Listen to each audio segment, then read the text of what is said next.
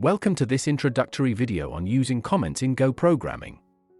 In this session, we'll explore how to add comments to your Go code to make it more understandable and maintainable. Comments are notes you can include in your code to explain what it does or why you've written it a certain way.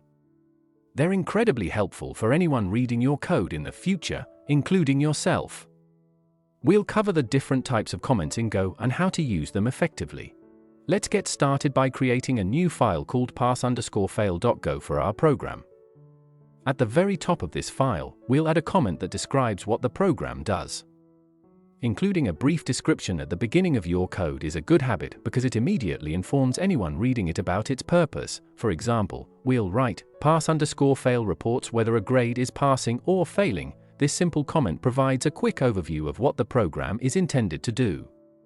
Remember, these comments are meant for human readers and are ignored by the compiler, so they won't affect how your program runs. Inside the main function of our program, we can use comments to explain specific parts of the code.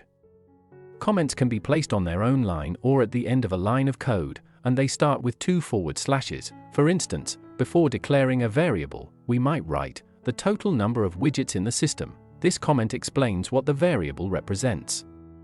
Then, when we declare the variable total count as an integer, we can add a comment at the end of the line like, can only be a whole number. This provides additional information about the variable's expected value. Using comments in this way helps others understand the details and intentions behind your code. Go also allows for block comments, which are useful when you need to write comments that span multiple lines. Block comments start with a forward slash followed by an asterisk and end with an asterisk followed by a forward slash. Everything between these markers is considered a comment. For example, you might write, package widget includes all the functions used for processing widgets. This block comment provides a more detailed description and is especially handy when you have a lot to explain. Block comments are helpful for adding extensive explanations without having to start each line with 2 forward slashes.